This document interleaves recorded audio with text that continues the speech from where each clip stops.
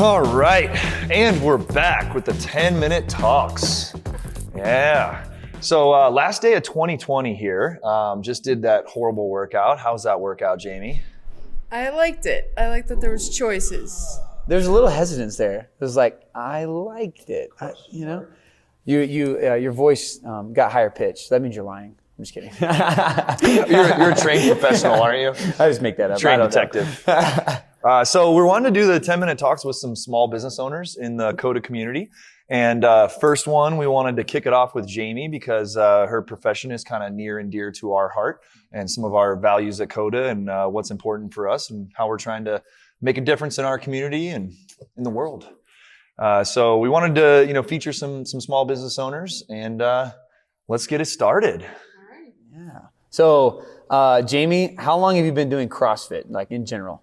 I've been doing CrossFit for 12 years now. 12 years? Yeah. Oh my gosh, I did not know that. Yeah. I'm such a newbie. Either. I thought you were in the high single digits. Wow. This is my 12th. Like all in Colorado, or are you from somewhere else? Yeah, or all in Colorado. All in this area? Started at MBS and then went to Louisville and then here. Yeah. Wow, that's crazy. So like this immediate area for 12 years. Yes. This isn't on like our list, but how much has it changed since you started? 12 years, that's a long time. It's changed a lot. Yeah, in a good way, bad way?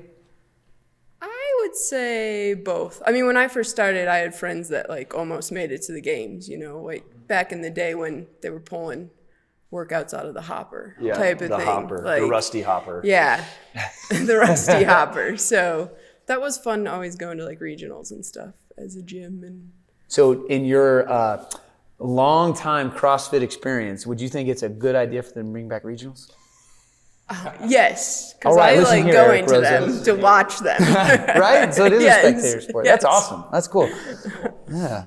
And then, so how long have you been coming to CODA? 4 months now. Yeah. What do you think? What do you hate most? I mean...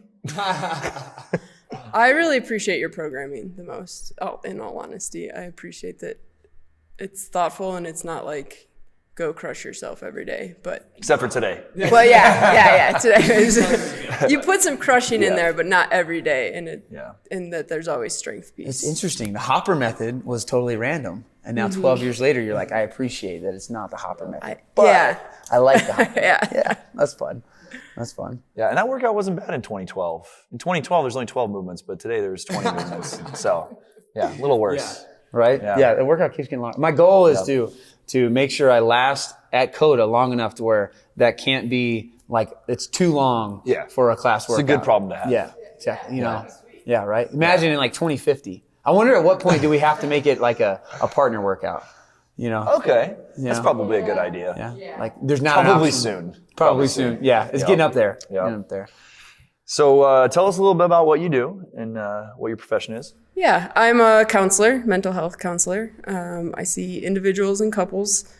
I see teenagers and adults. I don't do children. That's definitely a specialty that I refer out to. But for teenagers, adults, I see men, women, couples. Area ranges, a lot of anxiety, depression, lots of anxiety and depression this year. A lot of relationship issues come up. So just naturally, we're in community with people. So that's always something that is in the forefront. How long have you been doing it?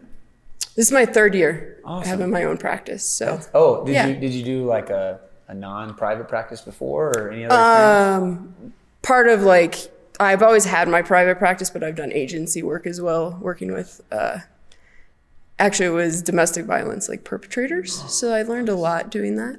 And I'm thankful for it, but I'm glad I'm in private practice now. Yeah. I like people that want to come to therapy rather than court ordered is a very different.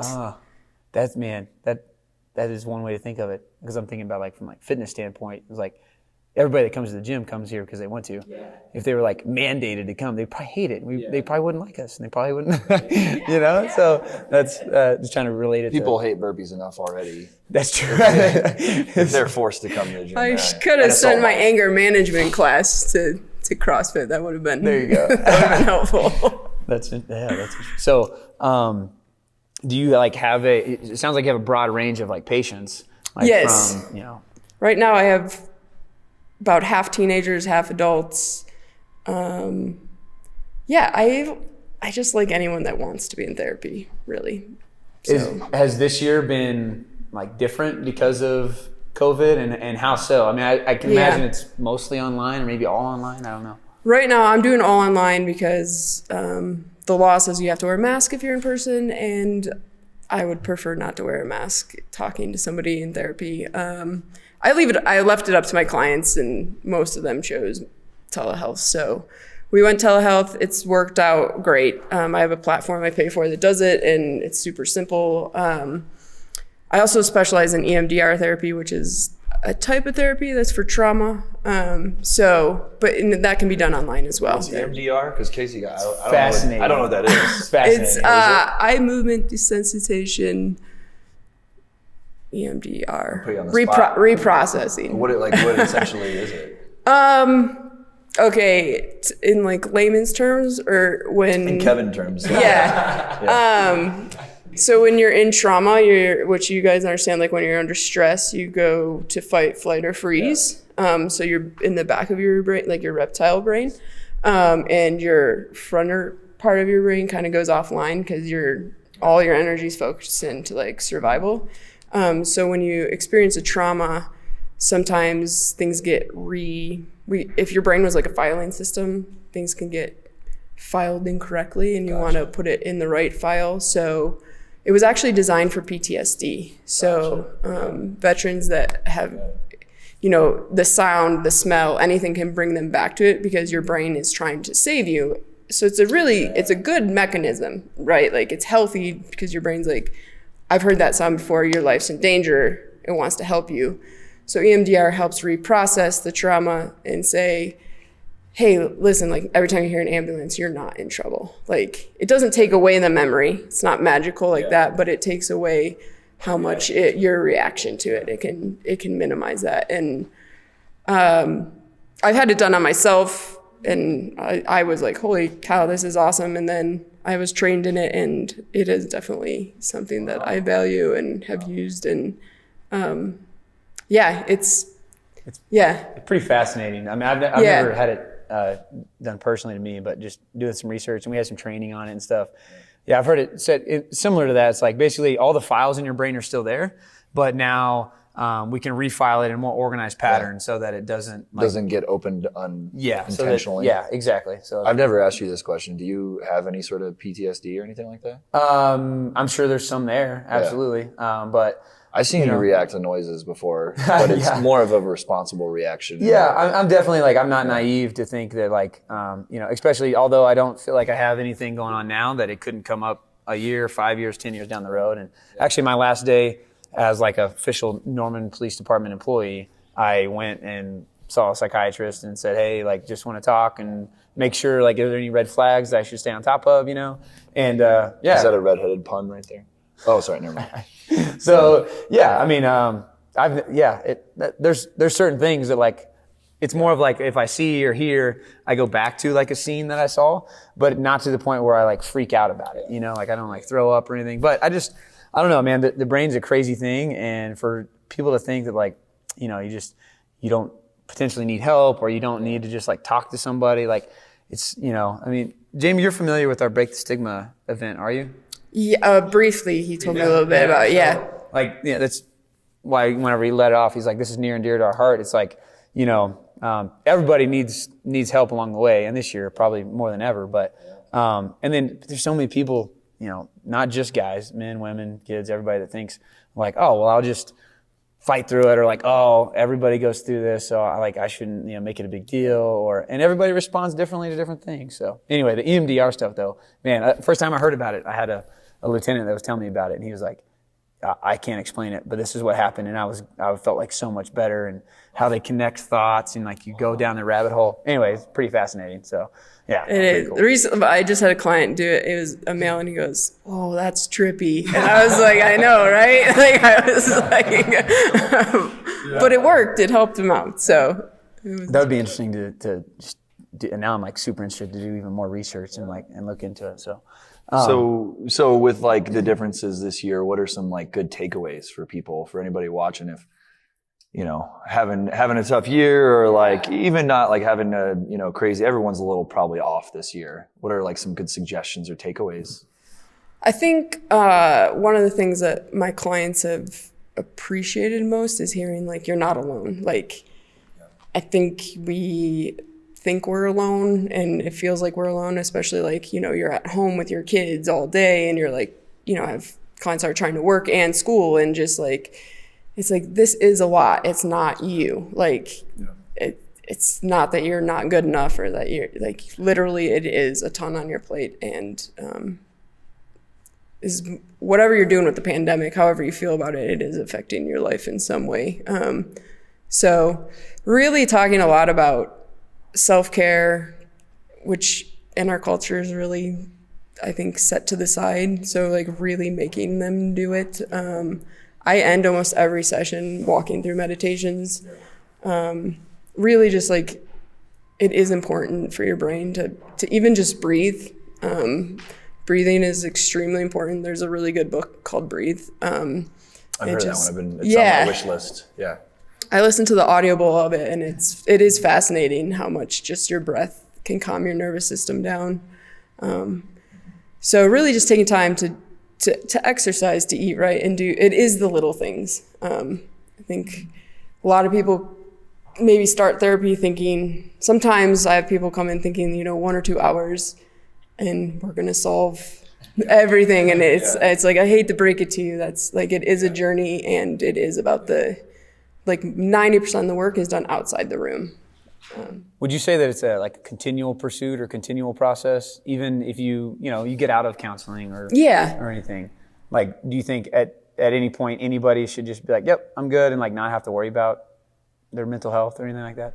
I mean, I think you always got to stay on top of it, doing your own prayer, meditation, breath work, exercise. Like, you got to figure out what works for you. I also am an advocate. I think everybody, it's probably because I'm a therapist, can benefit from therapy. Not that everyone should be in therapy all the time. That's not what I'm saying at all. But like, we all have things that we can work on and talk about. And, I have a lot of clients that I started 3 years ago, haven't seen them. And then this year they've come back. It's like, okay, we got some other stuff going on. And it's cool because you already have the relationship. You already know their background. So it's like, we can jump into whatever's happening, hit it hard for a couple months, and then they'll hopefully be on their way. And, when something else comes up. It says a lot too about trust, if they haven't seen you in a couple of years and immediately they're like, all right, yep, something's going on. I need to reach out to Jaymie and, and get through it.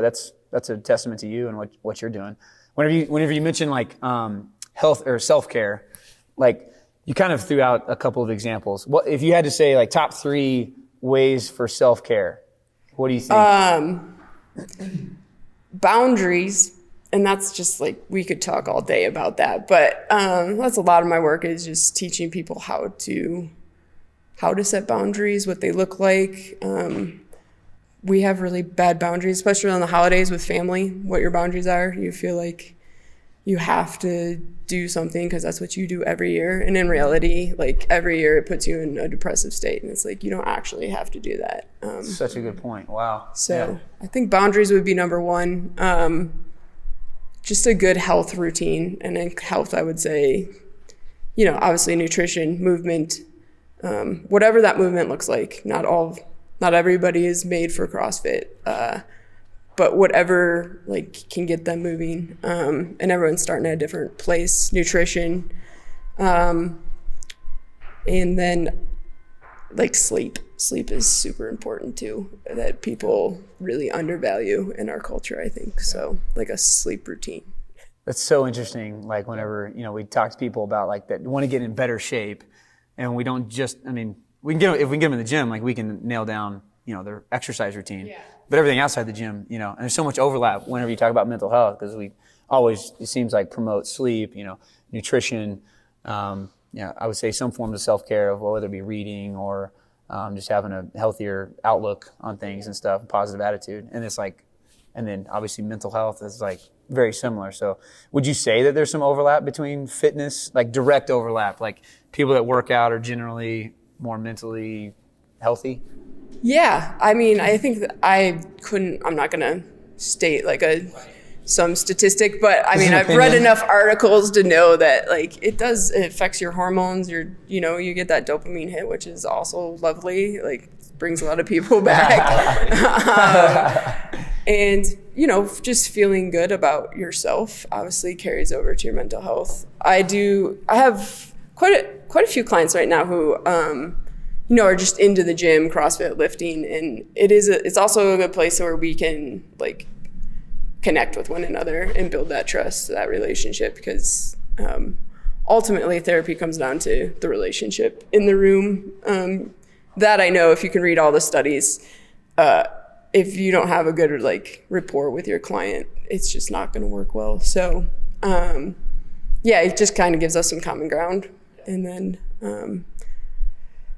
movement's just important. Cool. Yeah, I mean the overlap that I'm hearing between like what you're doing and like how we kind of attack our business, like the relationships are what really matter. Like we want to have good programming, we want to have good coaching, and we want to, all those things. But when people come to the gym and they see their friends and they get to, kind of like sweat with them and suffer with each other, and like you build those bonds, obviously you're sweating and suffering, Crying. crying with people in a different way with your profession. But that's Come do CrossFit.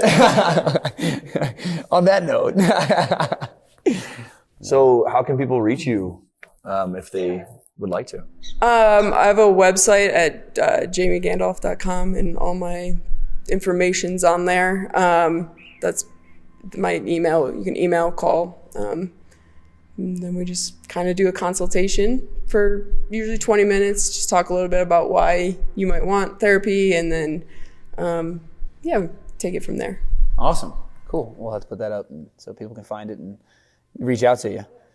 Any stray thoughts, last closing statements? I have hope for 2021. That's what I like to hear. I do. That's I feel what like to it's hear. going to be good. Yeah. I know we all see it, and I know I've kind of griped about it, but I was reflecting on it a little bit yesterday. I was like, 2020, there's some bad moments. Don't get me wrong, and there's some crappy stuff. But man, talk about like self-growth and like learning what you can persevere through, and like finding out who really matters in life. Like kind of some important things kind of get highlighted. So yeah, there's some benefits to it.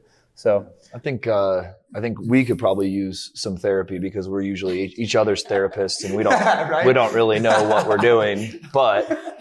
But we did have a very good breakthrough a few months ago. Yeah, we had a great breakthrough. Yeah, I don't know who therapized which one, but I don't think that's a verb. But but we really changed our mindset to like growth mindset, and tried to how can we use this bad situation this year to become better, and it's been great. It's been way more rewarding. Well, that's awesome. It's kind of the mentality of abundance. Yes, love which it. is really, Love it. that's good stuff. Well, thanks for doing this with us. We're really hoping to do something this next year with Break the Stigma and make it a really big further reach, and try to affect as many people as possible. And we'd definitely like to involve you in it somehow. And so thanks for coming out today. Thanks for having me. I appreciate it. Yeah. Thank you. Thanks. We love having you at the gym. Yeah. Thank Thanks for you. being part of CODA.